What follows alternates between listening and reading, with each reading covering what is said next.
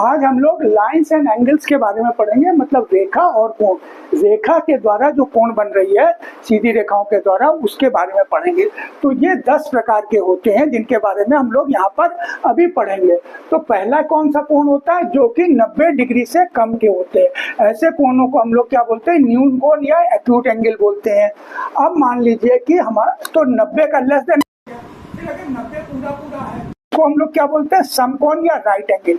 ये बिल्कुल सीधी सीधी दो लाइनें होती है, तो ये 90 डिग्री के एंगल हो गए। और ये 90 डिग्री, तो इसको राइट एंगल बोलेंगे। अब अगर 90 से भी ज्यादा अगर है तो उसको हम क्या बोलते हैं? अधिक कोण बोलते हैं, ऑब्ट्यूज एंगल बोलते हैं। ठीक है। अब अगर 90 से तो ज्यादा हो गया और ज्यादा होते होते वो 180 डिग्री तक पहुंच गया, मैंने बिल्कुल सीधी लाइन पे आ गया, तो ऐसे कोणों को क्या बोलेंगे? ऋजु कोण बोलेंगे, स्ट्रेट एंगल बोलते हैं इनको। ठीक है। तो ये 4 प्रकार के पहले कोण हो गए। फिर इसके बाद अब मान लीजिए 180 से भी ज्यादा हो गया, यानी कि अगर ये लाइन ऐसे ऐसे है तो यहाँ पर 180 डिग्री बनेगा कि नहीं बनेगा? सीधी लाइन पे 180 डिग्री बन गया, और उससे भी ज्यादा यहाँ तक का आ गया एंगल। तो 180 से अगर ज्यादा है तो उसको क्या बोलेंगे? प्रतिवर्ग या रिफ्लेक्स एंगल बोलेंगे इसको। ठीक है। तो ये हमारा 5th टाइप हो गया।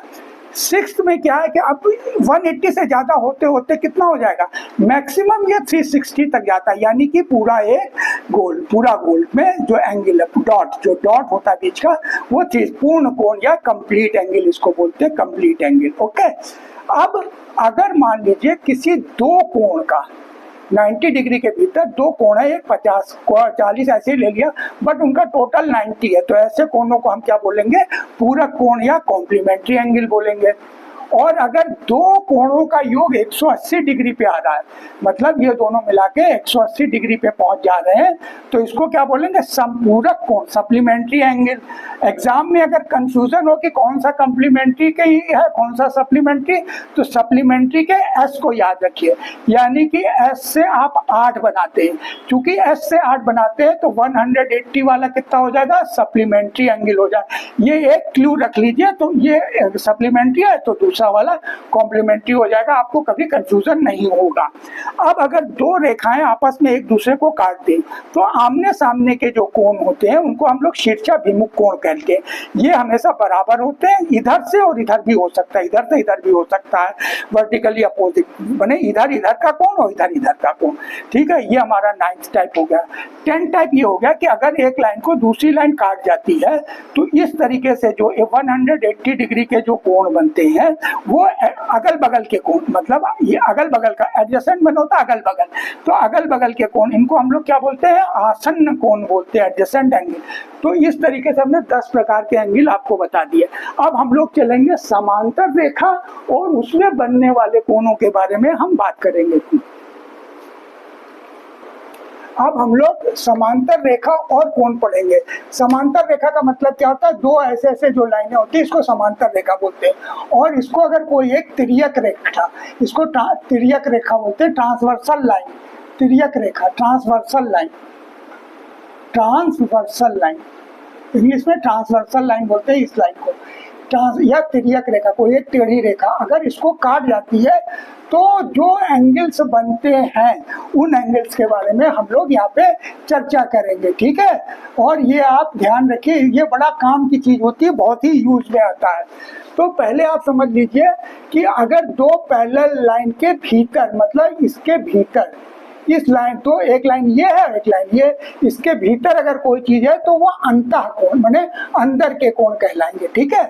और इस दो लाइन के बाहर अगर कोई कोण है तो उसे बाह्य कोण बोलते हैं, एक्सटीरियर एंगल बोलते हैं। ठीक है। तो इंटीरियर एंगल और एक्सटीरियर एंगल आप समझ गए होंगे।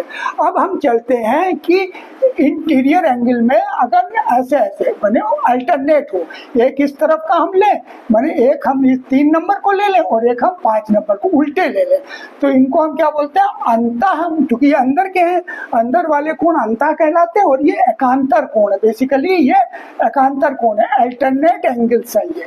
तो चूंकि ये अंदर है, लाइन के अंदर, समांतर रेखा के भीतर की ओर है, तो इसको हम अंतः एकांतर कोण भी कह सकते हैं, या खाली एकांतर कोण भी बोल सकते हैं हम लोग, अल्टरनेट एंगल। ठीक है। और ये आपस में बराबर होते हैं, जैसे 3 और 5 और 4 और 6 आपस में ये क्या होंगे? बराबर होंगे। ठीक है। अब मान लीजिए एक पैरेलल लाइन है, उसको एक लाइन ने यूं काटा, काटने के बाद ये आप जानते हैं कि वो अंता था, तो ये कौन से हो गए, बाही हो गए, ये लाइन के बाहर है, ये कौन है, लाइन के बाहर है, अंता में नहीं, तो बाही हो गए। तो बाही अल्टरनेट एक्सटर्नल एंगल हो गए। तो इसमें क्या होता है कि ये वाला एंगल और ये वाला एंगल हमेशा इक्वल होगा, और 2 और 8 हमेशा इक्वल होगा। तो ये बातें आपको ध्यान में रखनी है, ये आपको यूज में पड़ेगा। इसके बाद हम चलते हैं लाइन के भीतर। लाइन के भीतर जो आपस में, जैसे 4 और 5 है, 3 और एक ही तरफ की बात कर रहे हैं, हम अल्टरनेट की बात नहीं कर रहे हैं कि इधर से उधर, ये बात नहीं कर रहे हैं, हम एक ही तरफ की बात कर रहे हैं। तो इनको हम क्या बोलते हैं, को, क्योंकि ये दोनों एक साथ साथ है। को मैंने होता है सह, और इंटीरियर मैंने अंदर की तरफ, ये लाइन के भीतर की ओर है। को इंटीरियर एंगल, जैसे 4 और 5, 3 और 6, तो इनका टोटल हमेशा कितना होता है, 180 डिग्री के होते हैं। ये भी बहुत काम की जरूरत पड़ती है। इसके बाद आते हैं शीर्षाभूमक कोण, यानी आपने पढ़ा होगा ऐसे करके कि ये शीर्षाभूमक कोण होते हैं, पिछले बार अभी बताया था हमने। तो यहाँ पर कौन कौन से वर्टिकल लाइन काटेगी, तो कौन कौन से वर्टिकल होंगे, पहला 1 और 3 का होगा, दूसरा क्या 2 और 4 का होगा, ठीक है, ये हो गए 2 और 4 का हो गया, 1 और 3 का हो गया था, ठीक है। अब क्या हो गया, और क्या हो गया, 5 और 8 का, 5 और 8 का होगा, सॉरी 5 और 8 के होंगे, और 6 और 7 के होंगे, ठीक है। 6 और 7 मैंने इधर का और इधर का, और ये 5 और 8, ये आपस में क्या होंगे, इक्वल होंगे, वर्टिकल अपोजिट एंगल हो गए। अब हम इसके बाद आपको कॉरस्पॉन्डिंग एंगल बताने जा रहे हैं, इसको मिटा करके बताएंगे। अब हम 2 इंपॉर्टेंट एंगल्स के बारे में बात करेंगे, कॉरस्पॉन्डिंग एंगल, संगत कोण, और लाइनियर पेयर एंगल्स। रैखिक, लाइन मतलब रेखा होती है ना, तो रैखिक, पेयर मतलब युग्म, 2 चीजों को जोड़ दिया गया, युग्म। आसन कोण, एडजस्टेंट कोण होते हैं, मतलब ये आस पास होते हैं, एडजस्टेंट कोण होते हैं। अड़ोस पड़ोस वाले 2 कोण, आसन कोण, एडजस्टेंट कोण, पिछले उसमें हमने बताया हुआ है आपको। तो यहाँ पे कॉरस्पॉन्डिंग एंगल्स में आपके पास कौन कौन से कॉरस्पॉन्डिंग एंगल्स होंगे, पहला मान लीजिए ये है और ये है, तो ये दोनों क्या हो गए, देखिए एक ही जैसे हैं, तो ये हमेशा इक्वल होते हैं, कॉरस्पॉन्डिंग एंगल्स इक्वल होते हैं। इसी तरीके से ये 2 और 6 आपका क्या हो जाएगा, इक्वल हो जाएगा, एक ही जैसे हैं, ठीक है। अब उल्टे में देखिए, 4 और 8, मतलब ये वाला और ये वाला, ये 4 और 8 आपस में इक्वल, अगर उल्टे से एंगल देखेंगे तो बराबर आपको दिख रहे होंगे। और ये वाले एंगल जो है आपके, ये और ये वाले, ये भी आप देखिए तो ऐसे ऐसे बराबर दिख रहे होंगे। 3 और 7 ये हमेशा इक्वल होते हैं, और इसकी ज़रूरत हमें बहुत पड़ती है जब हम मतलब थ्योरम वगैरह या किसी चीज़ को प्रूव करते हैं या कुछ काम करते हैं। तो ये बहुत ध्यान से आप याद रखिए, ये कॉरस्पॉन्डिंग एंगल हो गए। ये तो सिंपल सा है, मतलब अगल बगल के 2 कोण का, किसी रेखा पर अगल बगल के 2 कोण है, इसको एक्चुअली एक तिर्यक रेखा है, ट्रांसवर्सल लाइन ने काट दिया है, तो इसकी वजह से क्या हो गया, 1 और 2 बन गए, 4 और 3 बन गए, 5 और 6 बन गए, 8 और 7 बन गए।